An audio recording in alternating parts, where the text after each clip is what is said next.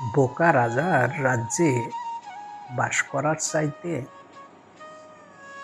মৃত্যুবরণ করাই অনেক ভালো। কথাটি বলেছিলেন এক রাজ জ্যোতিষ। রাজা একদিন রাজ জ্যোতিষীকে ডেকে বললেন, তুমি গণনা করে বলো আমি কতদিন বাঁচব এই পৃথিবীতে। তখন রাজ জ্যোতিষী রাজামশাইকে বললেন, রাজামশাই,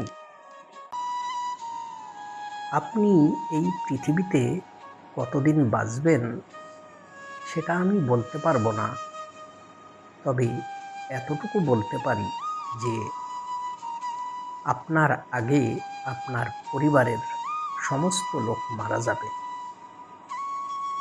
আপনি তখন একা হয়ে যাবেন। এই কথা শুনে রাজা প্রচণ্ড ক্ষেপে গেলেন এবং বললেন, এই রাজ জ্যোতিষীকে শুলে চড়িয়ে মৃত্যুদণ্ড দেওয়া হোক। রাজার আদেশে রাজ জ্যোতিষীর মৃত্যুদণ্ড কার্যকর করা হলো।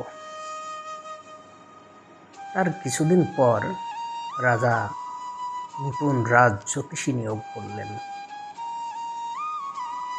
আগের মতো নতুন রাজ জ্যোতিষীকে রাজা একই প্রশ্ন করলেন। বললেন, তুমি বলো আমি এই পৃথিবীতে কতদিন বাঁচব। নতুন রাজ জ্যোতিষী ছিল একটু চালাক। উনি আগের জ্যোতিষীর মতোই একই কথাই বললেন, তবে কথাটা একটু ঘুরিয়ে বললেন।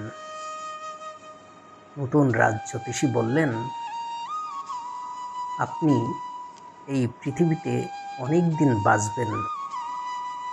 আপনার পরিবারের সমস্ত লোক যতদিন বাঁচবে তার চাইতে আপনি আরো বেশি দিন বাঁচবেন। আপনি মারা যাবেন আপনার সমস্ত পরিবারের লোকজনের অনেক পরে।